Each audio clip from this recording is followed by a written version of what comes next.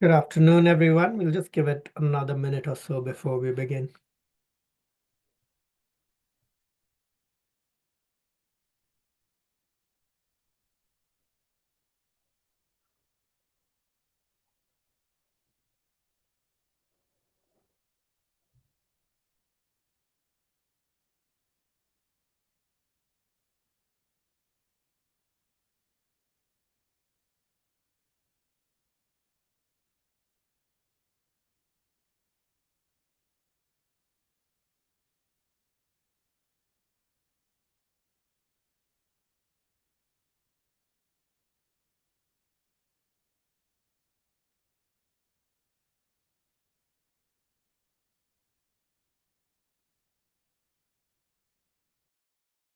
Okay, we're going to jump right in, and of course, people will continue joining in.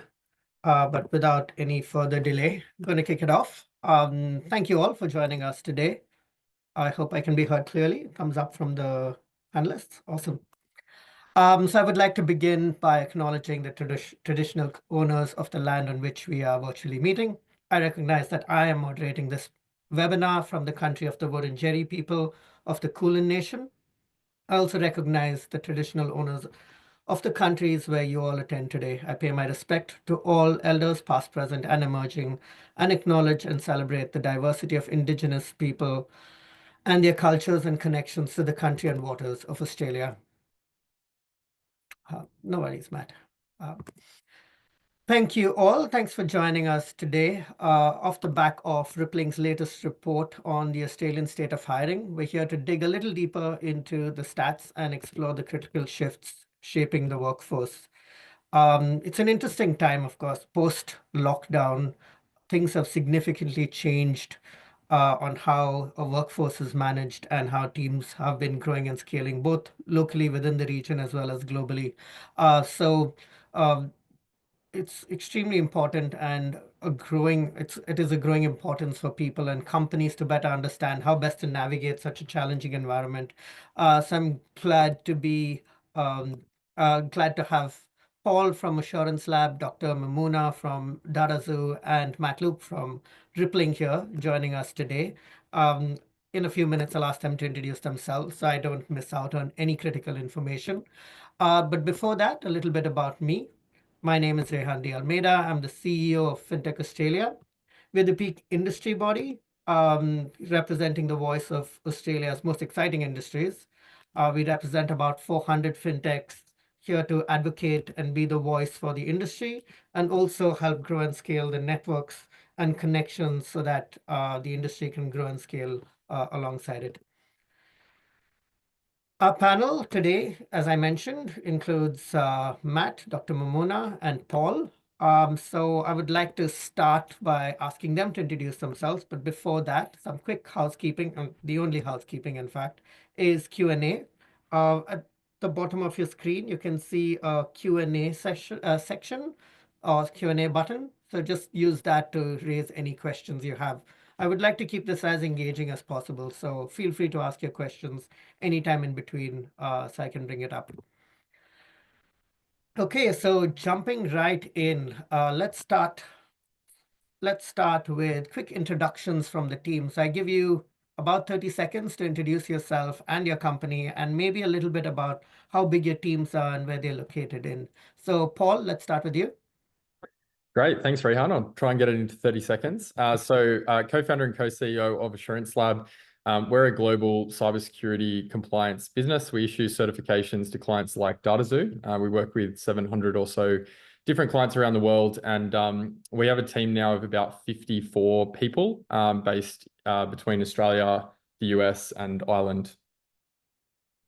Thank you. It's been incredible watching your journey, Paul. So yeah. Yeah. Great to have you on this panel.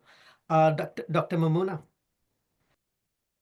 Thank you, Rehan. Mamoona Anwar, Chief Compliance and Innovation Officer at Darazoo. So we are global provider of digital identity services with teams located in New York, Singapore, Australia, and some other countries as well. So pretty globally dispersed team, and I'm happy to share my insights from my personal experience today. Thank you. And Matt? Hi, everyone, and thanks for hosting the session today, Rehan. Matt Loop, I lead the Asia Pacific business for Rippling. I've been living here in Australia for 20 years, and we've had Rippling open for the last year and a half. So it's a US-based company, Series F, $13.5 billion valuation, 20,000 plus customers globally. And in the last 18 months, we've had rapid growth in this region, going from myself in July last year to almost 80 staff here. And really excited about the partnership with FinTech Australia that we've struck up in recent months, and for today's session to talk about, I think, a lot of challenges that companies like ourselves and Paul and Dr. Mamuna are facing, and I'm sure the audience is encountering the same as we kind of round out 2024. Thank you, Matt. So let's jump right into it, starting with, of course, thanks for putting together the report as well, Matt. That's probably the great starting point for us. So from that report, starting with some positive news, of course, is the plans for hiring in 2025. It's looking really positive, with 86% of businesses planning to increase hiring next year and 89% looking globally. So with that, would like to understand specifically from Paul and Dr. Mamuna, what are the biggest challenges in maintaining a cohesive company culture across borders? And are we sacrificing cohesion for talent availability? Let's start with Dr. Mamuna. Thank you, Rehan. This is a really very interesting topic, and I think in current era where everyone is looking at expanding globally and hiring and tapping on global talent pool, there are opportunities, but there are challenges as well. The biggest challenge, I think, which can be a strength as well, but the cultural diversity, the languages, the cultural backgrounds, the different work ethics and working styles that different people bring, they can clash with the established norms and expectations. So at this point, the leadership plays a very critical role. They have to adapt to the changing cultural preferences and backgrounds and needs. The other thing that I find is a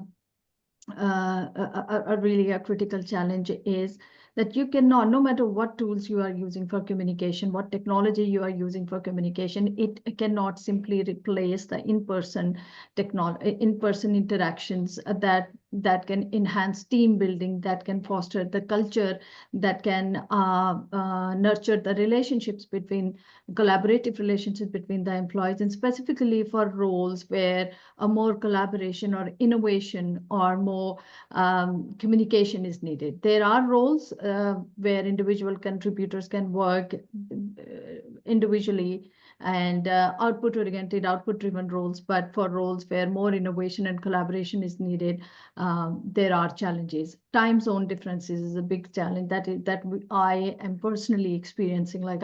For example, if I need information from someone who is based in US, I have to wait one day for them to come to work and then give me information. And if there is any task that is time critical, then definitely there are challenges.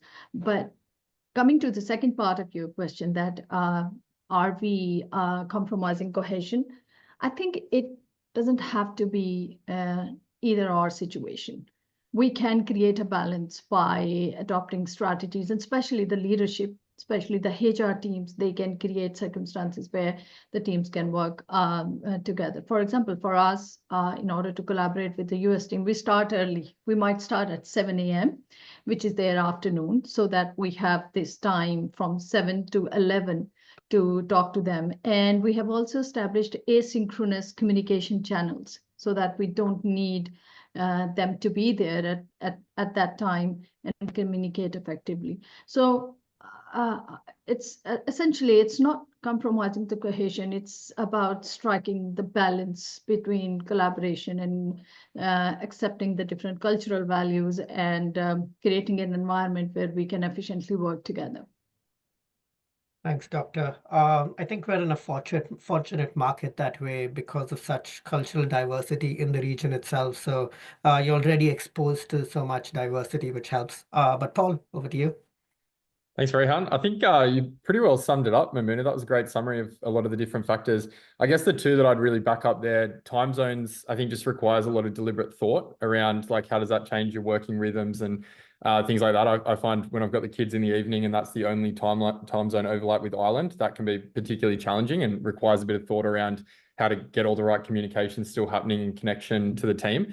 But the biggest one, I think, for us, definitely about the leadership that you have in each location. I think that's the kind of the backbone of culture, like both culture that develops in each region and, the different nuances that you find there.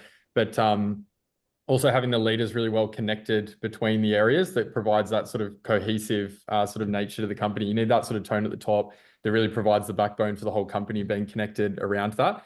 So we've got a lot of different things we've tried, like, weekly calls that we get the team together doing activities and building a bit of that cohesion. But I think it starts with some of those really fundamental designs around, how you sort of be deliberate about keeping the team connected. And I guess on that point, like in the second part of the question, I think we probably have sacrificed cohesion before when hiring based on who was available and just the need for talent to, go after new markets. And unfortunately, a few people hadn't worked out there. North America in particular, we had a few people that didn't work out there. We maybe didn't have the right sort of leadership in the right areas that we were hiring for over there. And so that really, piggybacks back on my point around, really having the right leadership for the right people that you're hiring in each location as the starting point before you just try and throw talent at the problem. That's an interesting one and a great call out, like nailing the talent when you're going into these new markets. How do you do that? And how do you ensure you get the right people? I think you got to look for probably the standard traits I think we're all looking for in general right now, like resiliency, can work, autonomously, and ambiguity. You're not going to be on the same time zone, and you're going to have to kind of be in build mode in these new countries. I think all your points resonate. I'm in the middle of it right now.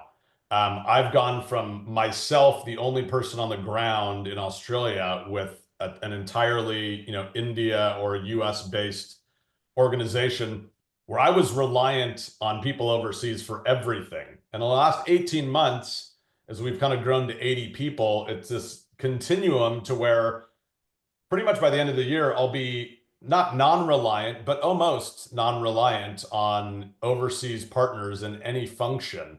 I'll have those functions and leadership in all of them built out here.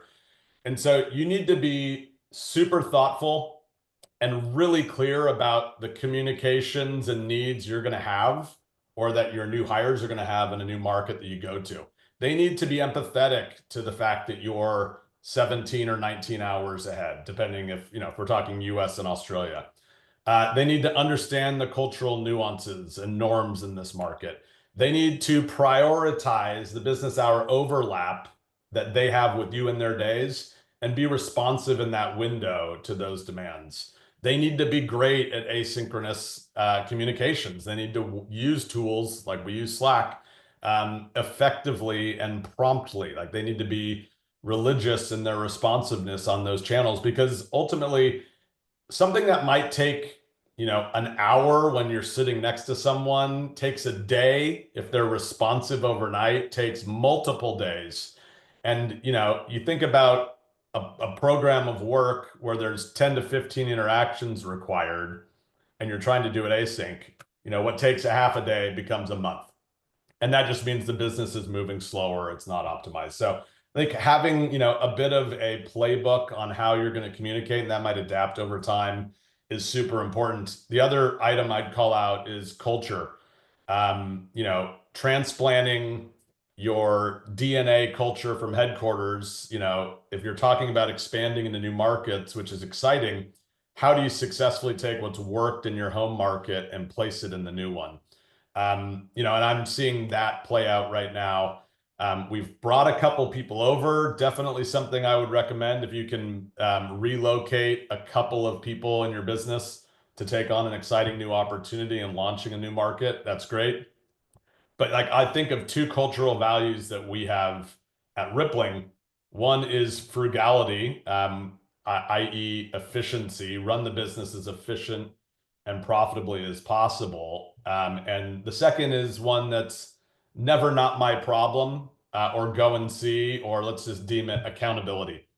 And so as the leader here, who I think everyone would kind of see and observe and how I show up, I need to live those. And I think I've tried to do that to the best of my ability. And I think that culture is scaled. Like, I know that everyone here takes pride in running the business efficiently and having a strong CAC performance, as well as always rolling up their sleeves and diving into a challenge that one of their teammates have. So I think culture also can't be overlooked. New countries have different norms, but you got to think about the way you can transplant not only IP on product and your process, but also your company values and how those can transcend and live on when you go into new markets. Thanks, Matt. Honestly have so many follow-up questions on this, but we have to move along as well. And if we do have time, I'll ask a couple of more questions on some things that you have raised. But moving on to another key point from the report is flexibility. And that's a really interesting one. So there's been, as we've evolved from lockdown to different stages and companies look at flexibility very differently, we see from the report that 57% of companies are less likely to hire fully remote candidates now. So suggesting a shift back to in-house expectations. So how do you see this? We'll start with Matt. Do you see this as we moving backward on flexibility, or is it a necessary correction to improve productivity? People who have worked in the industry for so long understand those water cooler moments and important moments where the team gets to sit together and work together. But when you allow for that flexibility, how do you define productivity? What does that change in productivity? And how do we now see flexibility going forward? I've been in technology for 20 plus years. My opinion is that in the last 5 years, prompted by not only COVID, but also, the most diversity generationally that we've ever had in the workplace, and that's only going to expand.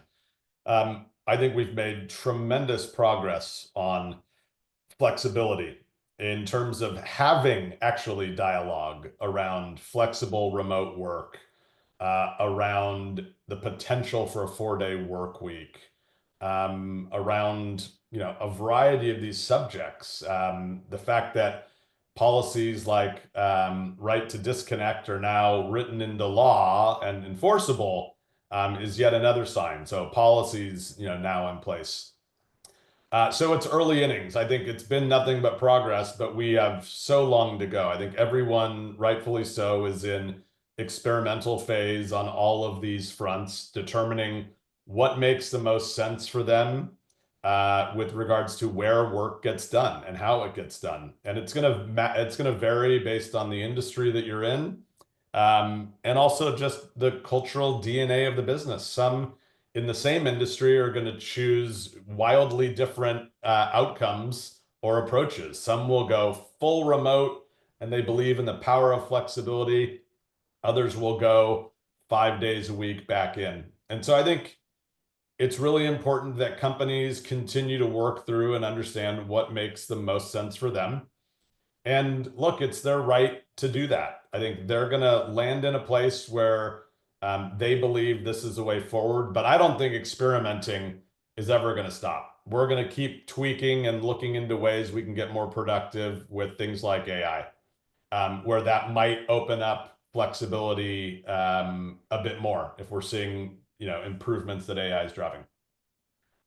They might wait a couple years and see results from a 4-day work week pilot done by similar companies and choose that they're going to go on the path of experimentation. I think what's really important, and I think it'll differ in every company, that there's a thoughtful framework on how you're measuring improvements in productivity, that you've got a team with eyes on it, well-defined KPIs or metrics that you're looking to improve upon when you're rolling out any of these programs. When you're doing a whole bunch of variables at once, it might be hard to determine causality of improvements or declines in productivity.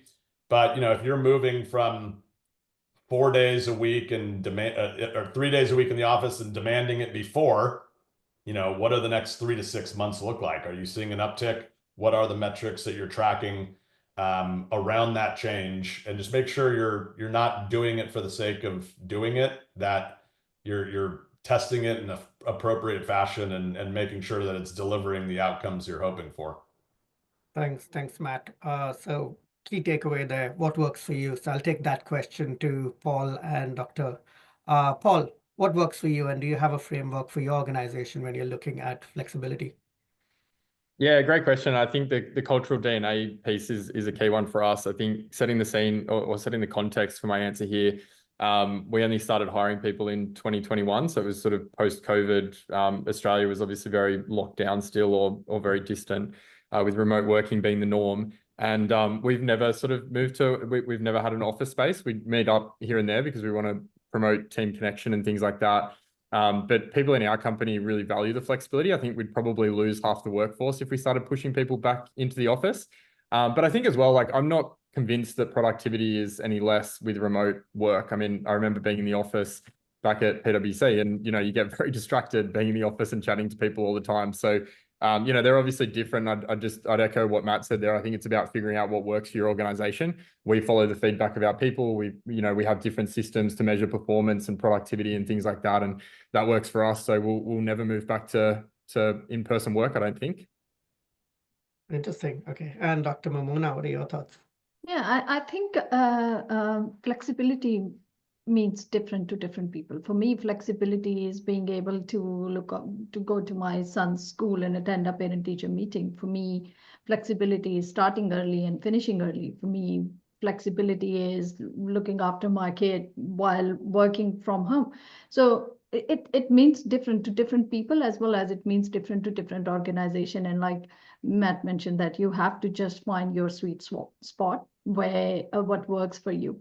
And I also want to highlight here that when we talk about back to office or flexibility, doesn't mean you have to work from home 5 days a week, and back to office doesn't mean you have to work from office 5 days a week. You can have that kind of mixed hybrid approach.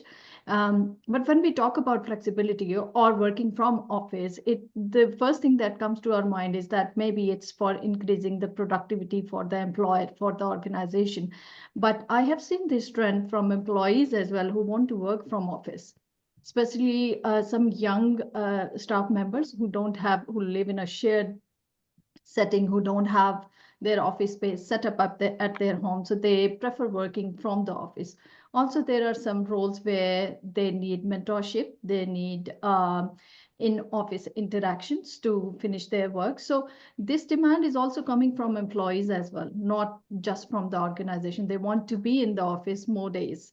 So it's, again, you have to find what works for you.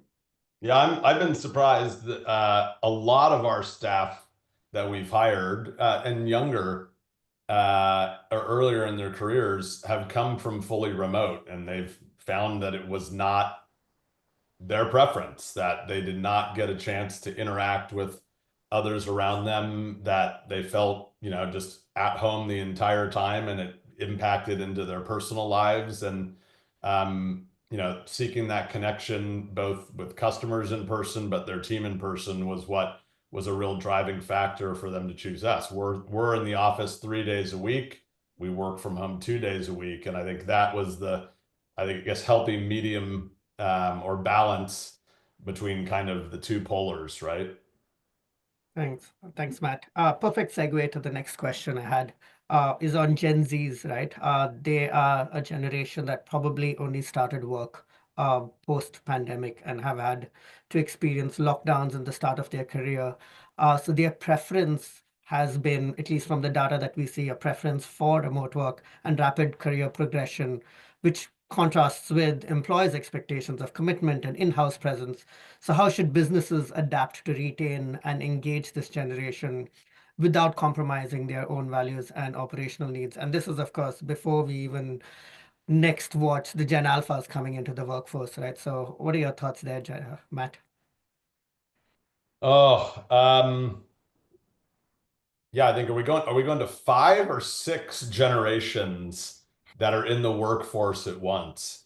All of them wildly different. And Gen Z's no different from each of the other ones. I'm of an older generation. I've had 20 plus years experience in corporate environments that have played out the way they have.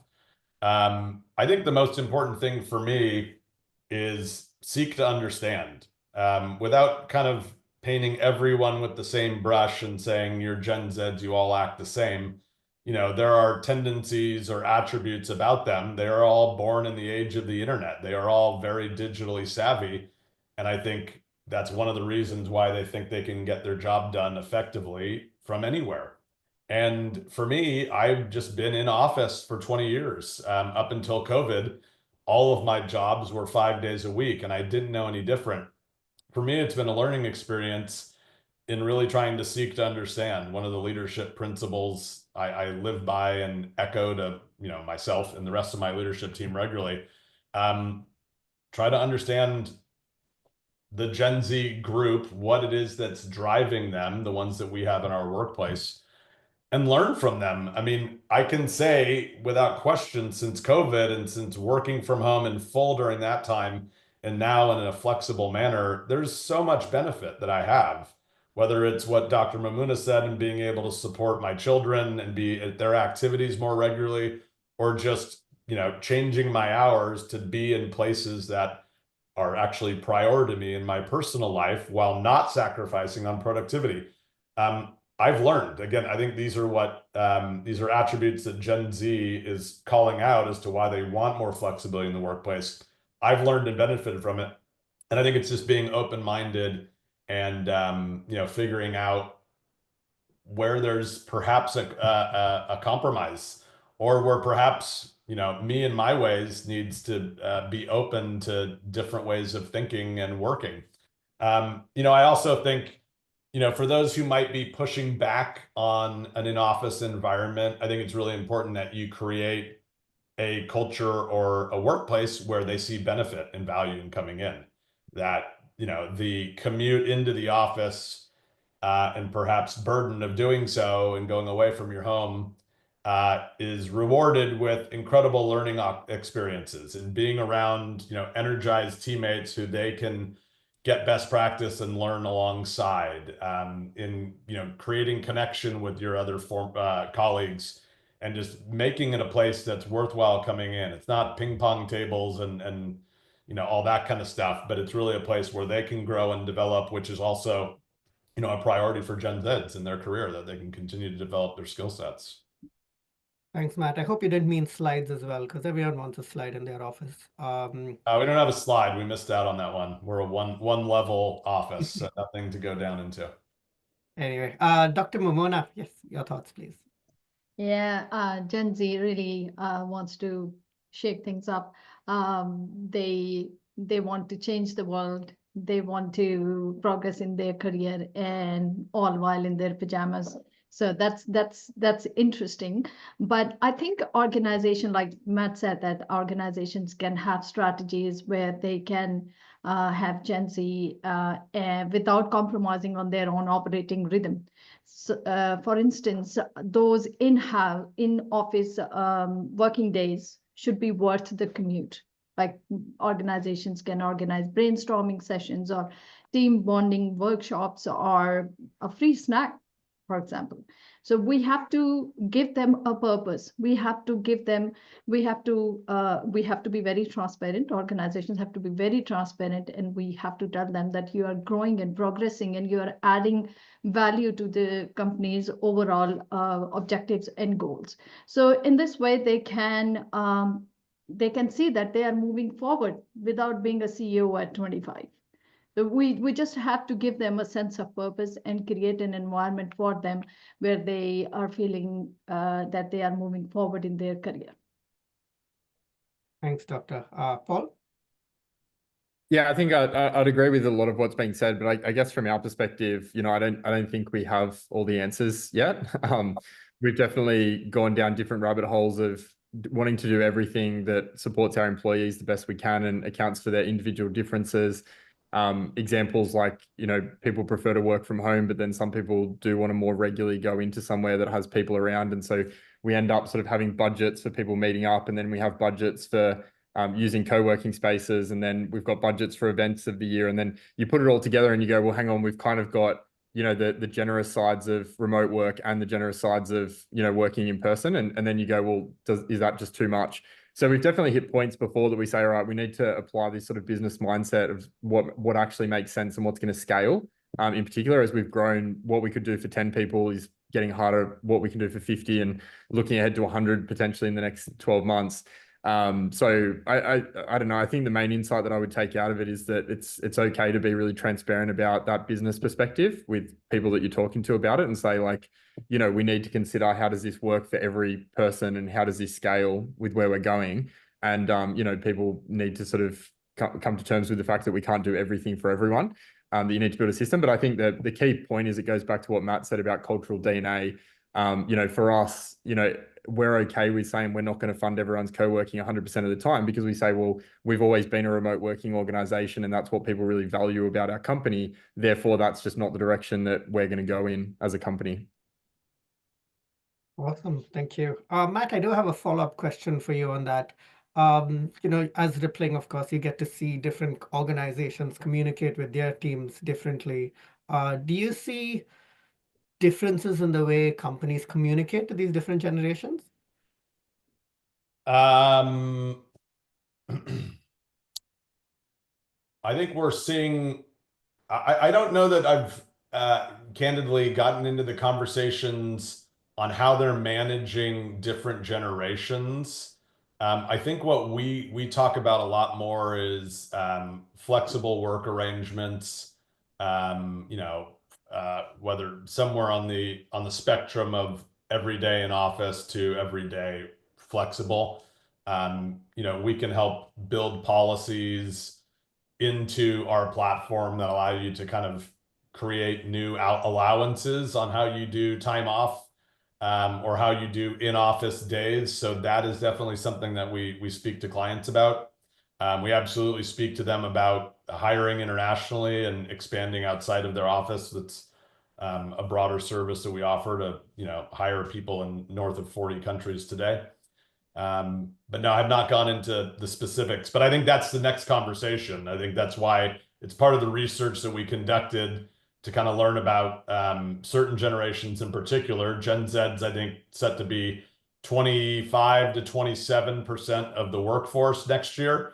So a quarter of our employees on average, potentially have a different set of values and drivers for them in the workplace. And our companies being thoughtful, are they listening to those demands and ensuring that they're creating an environment where Gen Zs can be successful, and they'll stay? Because if they're not listening to that feedback, that's a flight risk, right? Yeah, thanks, Matt. But moving on to a conversation that you hear of far too many times, but has to be spoken about as well here, is AI. And just pointing to Paul's recent post on LinkedIn, where he mentioned there was an AI system that scanned that he got caught for using his phone in his car, right, Paul? And Allegedly, the case has been dropped now. I was not using my phone while driving, but yes. Exactly. But the short version of that story is there was an AI system that took a picture of him, looked like he was using a phone, and he used another AI system to prove that he wasn't using his phone. So it's I see that situation happening in hiring a lot these days.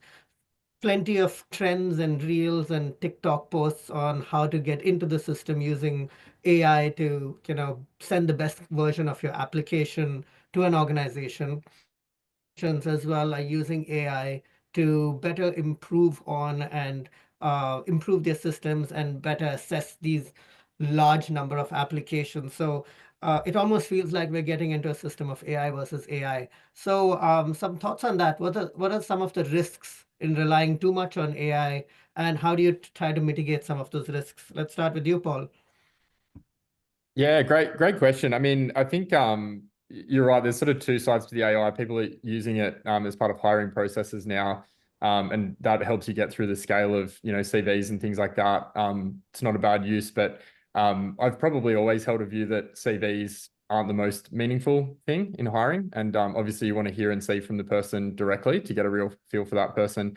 So I think we probably use it to some extent to help get through the volume of applications we see, but otherwise it doesn't play a huge role in the hiring process for us specifically.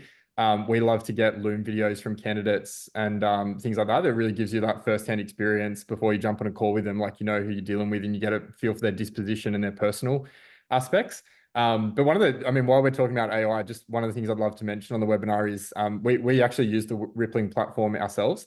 It's been a real boost for us, I guess, with our global positioning and things like that. But one of the things I love about it is it pulls a lot of data into one place in the platform. And we've built an AI tool internally that we load a lot of this information into that becomes our knowledge base. And so the way that we use AI in the HR space is it actually just pulling all this data that we're able to get through Rippling and then use the AI to be able to solve problems of the team to understand, like, you know, what's our workforce, what are their needs, you know, when we go through performance reviews and stuff like that, like helping people do it in a more efficient way, and things like that. So the risks around it, sorry, back to your question, the risks around it pretty big because you're talking about people and people aren't as simple as what computers and robots might look at them with. But obviously, if you use it in the right way with the right human oversight, then, you know, it can be pretty powerful too. You'll have to soon navigate through people creating video avatars of themselves and sending Loom videos, Paul. So good luck when that happens. But Dr. Mamona, what about your thoughts? Yeah, I think AI topic is my favorite, and I can hijack your entire session if you want me to talk about it, but from the governance and compliance point of view.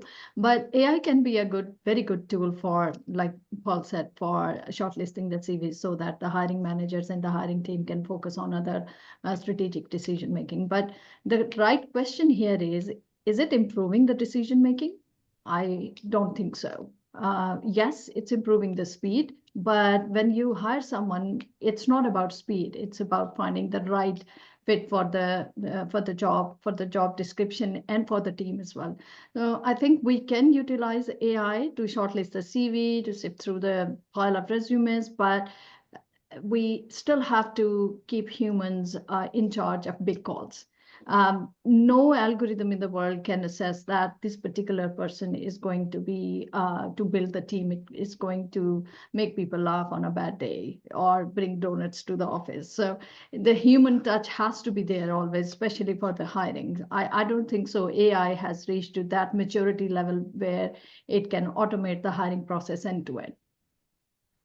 Thank you, Dr. I mean, we're all in the people business. The most important assets that we have in our companies are our people, and to leave that up to AI at this stage is just a non-starter. It can't happen. So, I mean, we're seeing the same thing. For us, we could have 3 or 4 people that interview the same candidate, and AI will kind of take all of our notes and put together a nice kind of one-pager summary in aggregate from all of us. That's convenient, helpful, saves us time hacking that all up, and all 4 of us can kind of see, you know, what we collectively thought of a candidate and make a decision based on that. But yeah, I look at some of the best hires I've ever made, and they were not necessarily the fits on paper, which I think, you know, AI could probably do that today. It could tell you the requisite years and experiences and former companies are all there and they pass into the interview stage.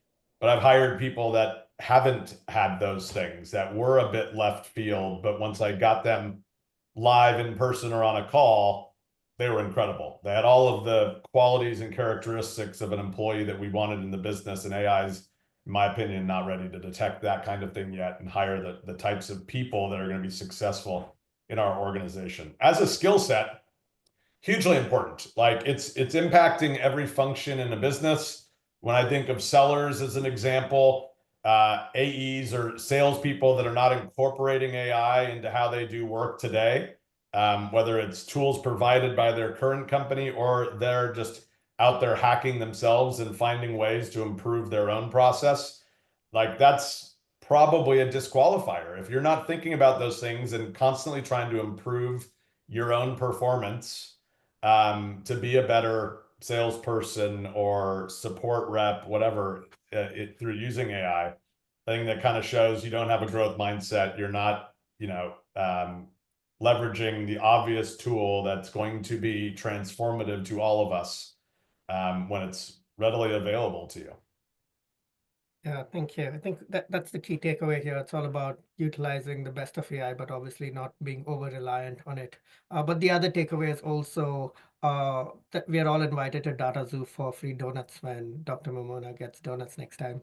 You're welcome. But yes, perfect segue to my next question on the skills gap within the industry and what are some of the top concerns for organizations as they're looking to, grow their teams and areas specifically like critical thinking and cybersecurity. How can small and mid-sized businesses realistically compete for these skills without burning out or over-relying on their existing teams? And this question can start with you, Doctor. You're comparatively, you're still smaller organizations compared to the Googles and the Atlassians. So how do you compete for this critical talent? This is a very important question, and I've been with Darazu last 6 years, and I was the 7th employee of this company. Now we have 80 employees, and I have seen many problems. I've experienced many problems because of being a small team. But I think how we navigated through these stages, we always try to train people in-house, upskill people in-house. Like if I talk about myself, I have received a lot of trainings and I have upskilled myself specifically in compliance and cybersecurity space to support the company. So upskilling existing employees, I think that's the best thing. That's the first thing that small organizations should do. Secondly, outsource. For example, if you don't have capacity to hire someone and have a IT team of 5 people, you can outsource, and that's what we are doing. Like our IT security, we are outsourcing, and it's been amazing experience with the outsourced IT security team. And thirdly, I think inter-team collaboration is also very important. Like for example, I might be working in compliance or cybersecurity, but I might have from my past life, say, for example, I have done software development for a good 9 years, so I might add value to the software development team. So it's always good to collaborate with your colleagues and ask questions. So train, upskill, outsource, collaborate, and remote hiring again. This is why many organizations go for remote hiring in countries where they can afford good employees and they can have reach to good talent. For example, many companies here that I have worked with, they are hiring developers in India, in Philippines, because they can get good talent, good skills for the budget they have. So there is always a workaround that small organizations can do. And I think it has been amazing and it has been working very well for us. Thanks, Dr. Momona. Paul, over to you. Yeah, I mean, I think that's really well said, Mamuna. Like the challenge is real for sure for small businesses to get this sort of credibility and be able to compete for talent against the bigger shops out there. I think it's a really good kind of example. Like you got to be a little bit creative and kind of think about other ways of looking at it. For us, we can hire quite junior talent, so we do a lot of upskilling in-house, as Mamuna put before. That works well for us. We've become a bit of a breeding ground for cybersecurity talent. I hope that's not going to lead to everyone trying to poach our team now, but it can work well. We bring on a lot of entry-level people. Audits are a really good way to train people up in their craft in this industry. And when people leave Assurance Lab because there's bigger, better opportunities out there, it's not the end of the world for us. We love to see people go on to bigger and better things as well. So that's kind of the way we've looked at it, but we are doing a little bit of outsourcing to the Philippines as well to plug some gaps where there's really highly skilled, qualified people as well. That's been handy. And other than that, I guess we just rely on platforms like Rippling to help us source talent and, our good head of talent acquisition that does a great job finding candidates for us. Yeah, Matt, based on what Paul said, how do you see it from Rippling's perspective and also some of the companies that you work with? I mean, I think excellent points and agree. It's outsourcing, whether it's, a fractional executive or whether it's more junior staff.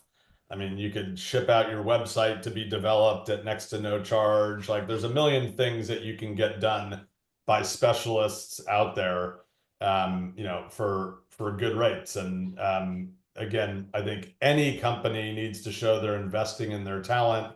Like Paul mentioned, if cybersecurity is a major area where they're upskilling and it's actually become a strength and reputation that they have in market, that's a good thing. And that's going to, I think, attract others that have that skill set or are looking to develop it.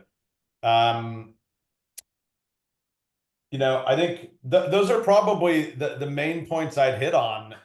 The other important element in terms of how small and medium businesses can attract this talent is, I think, their talent value prop, or their employer value prop.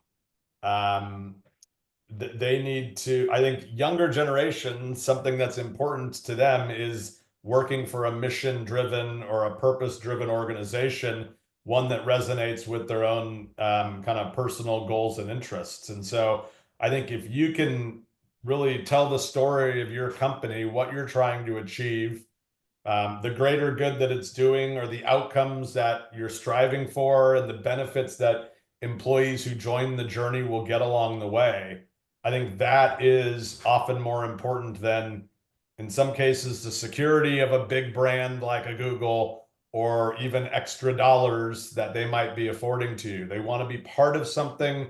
They want to feel something. And so, having a really strong employee proposition, and of course, I think the right tooling in place, and definitely a great recruiter like I have, goes a long way to attracting great talent. Sure. Thanks, Matt. If anyone in the audience has any questions that you would like to ask, this is your best time to ask. But I do have a couple of questions based on some of the key points you all mentioned. So the first is around target markets for hiring. Are there specific, I know Dr. Momona mentioned, India and Philippines becomes good target markets, but are there specific target markets and a correlation in the skills, and possibly, what Paul mentioned on areas you want to expand into? How do you look at breaking down that approach to hiring from other international markets as you operate in Australia? Let's start with you, Dr. Momona. Yeah, I think when you're hiring, you know what a particular area specializes in. You kind of have that idea. For example, I mentioned India particularly because we can get great technology professionals from there, software developers from there. But when it comes to cybersecurity, I would be very mindful which country I'm going to. I would be mindful of overall reputation of the area, of the location, because cybersecurity is something that you can't hire a notorious person to protect something that's really very important for you. So I think, yes, to me, there are target markets. To me, I will be very mindful when I will be hiring compliance or governance or risk or cybersecurity talent globally. I'll just do my research. I will just thoughtfully take that decision which location I'll be hiring in. Yeah. Matt, do you have any advice there? I think, look, it's dependent. I think, again, looking at our research, 89% of the organizations that responded out of 500 companies, between 20 and 500 employees, said that they're looking to hire internationally. 39% of the finance leaders called out Singapore as kind of an obvious financial hub in the Asia region. I think there are a number of markets, depending on which functions you're talking about. Is it a support or call center operation? Is it engineering or development resources where you might go to different markets for those requirements? And there's cost benefit. I think it goes without saying that hiring in certain Southeast Asian markets comes without the heavy cost burden of the same local staff here in Australia, and also without the potential question marks around things like the right to disconnect. It's only a couple months in since launching that legislation, and people don't know how much of an impact that might mean. But we do know that a number of employees or folks out there are not willing to work after hours, and they've got legislation to now back them up. So, watch this space. The fact that we're going to see a rise in companies, not only hiring, which is positive, but looking to do so outside of Australia isn't surprising, because there are a couple of clear factors that can drive efficiency and, I think, potentially productivity gains by doing so. Thanks, Matt. I'm going to jump into that right to disconnect question after we hear from Paul. If Paul, you have any further thoughts? Yeah, just a quick one from me, I guess. My tip to Australian businesses would be to look at Ireland. I feel like it's a hidden gem. It's time zone wise, you put Ireland and Australia together and you can serve the global time zone market. So it's been great for us in the US with a lot of our customers there. Obviously English speaking, culturally similar. And the best bit for me has been everyone in Ireland knows each other. So once you hire the first one, that gets the second one and the third one, and then the fourth and fifth. And I think we're up to 7 now, and it's going really well. That's awesome. Thank you. Jumping back into what Matt mentioned on the right to disconnect, and something you all mentioned earlier in the discussion as well was, accommodating odd hours to have those conversations with your team globally. How do you manage between the two, right? Would you, one, of course, Australia is unfortunately known to be the country that has to accommodate everyone else's time, when a large number of your potential customers and teams are in the US or UK. So how do you navigate that? And then also have to navigate people and teams that, would not like to be working post 5 p.m. Matt, maybe you have some thoughts here. Oh boy. Delicately. I mean, look, I think there are certain roles where it's going to be a challenge. I'll take my own as an example. It's not possible for me to, I think, be defined by the right to disconnect. In fact, I want flexibility, which means I don't think you can have both. You can't ask for flexible work hours to start later and run later, but then also say you can't contact me outside these hours. But look, my boss sits in the US. I've got stakeholders in Singapore and India. I mean, the time zones that my day covers are vast. I plan each one of my days is different, Monday to Friday. There's some days when I'm exercising at 5:30 in the morning. There are other days when I'm driving my children to school at 8. And I just kind of navigate around that and make it work. And it's not something that I myself feel obligated to be bound by. There are other employees that would, and they'll expect to operate under those guidelines. There's others who might be open to it, certain functions where you might need to ask for flexibility, or you might need to see if there's workarounds and ways you can do it. Whatever it might be, you got to document it. You got to call out if there's going to be any inconsistencies or adjustments based on your local company needs, and that those are done ideally in partnership with your employees. This isn't a top-down mandate to say you're neglecting what right to disconnect says and coming over the top with something of your own. That's not going to work. If there needs to be some changes around the edges, I think you need to take your employees' feedback and work through some proposal that optimizes it for your business. But it's, again, early days on how this is going to be regulated and enforced. So I think right now the best thing you can do is be super clear, super transparent, and document the policy for your staff so there is no questions asked about how they do their work. Sure. Thanks, Matt.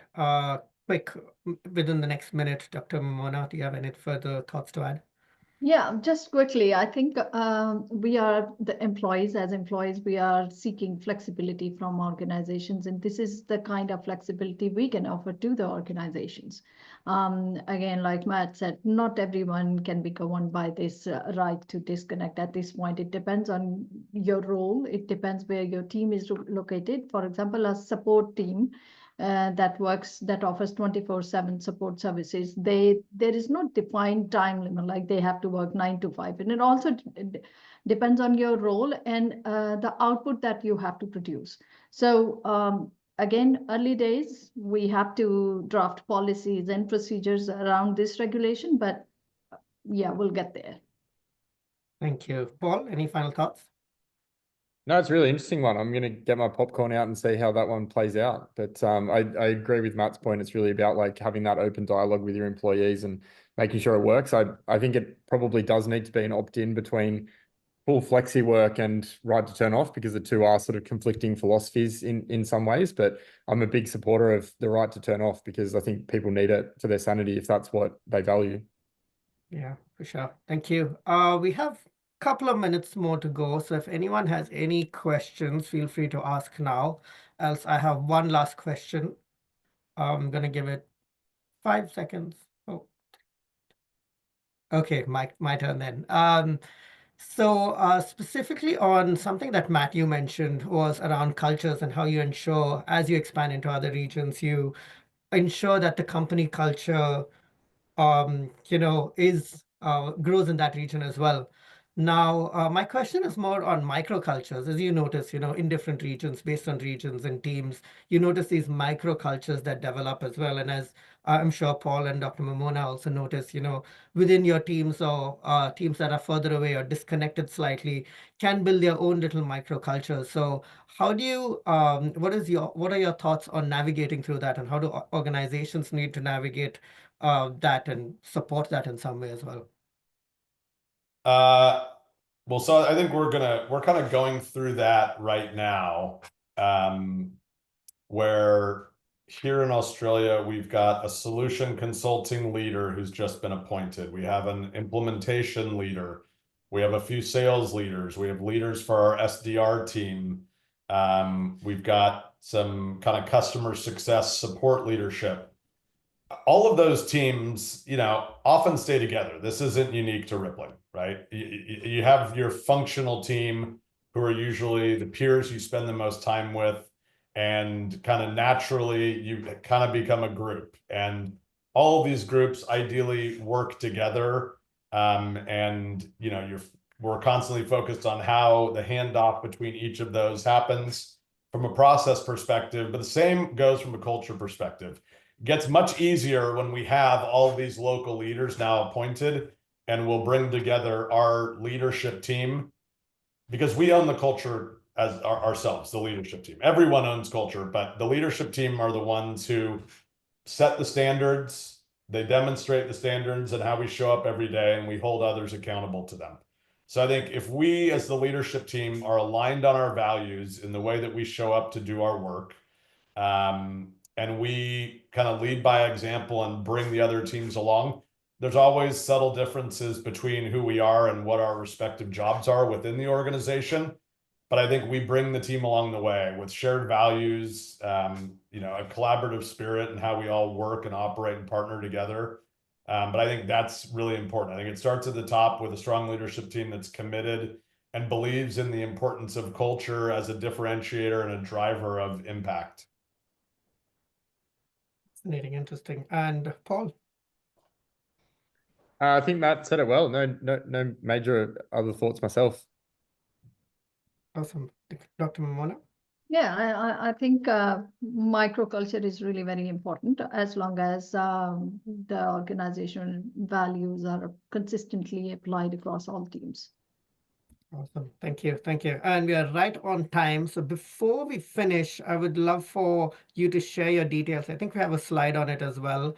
So the audience, if you would like to reach out to them, of course, their websites are here. Feel free to connect with them on LinkedIn as well. I'm sorry if you get spammed on LinkedIn, but yes, feel free to reach out to them. This has been a really interesting discussion, and also thank you to Rippling, of course, for the report and putting together this report. And I look forward to seeing how it evolves in the future years as well. I'm sure things will continue to surprise us as work cultures evolve, right? And new generations come into the workforce as well. So it's really interesting. So thank you all. Thank you, Matt, Dr. Mamona, Paul, for this insightful discussion. And yeah, hope to connect again in the future. Thank you, Rehan. The hardest job of all, hosting. Appreciate your Yes. help and support. This is fun. Thank you, guys. Take care. Take care. Yes.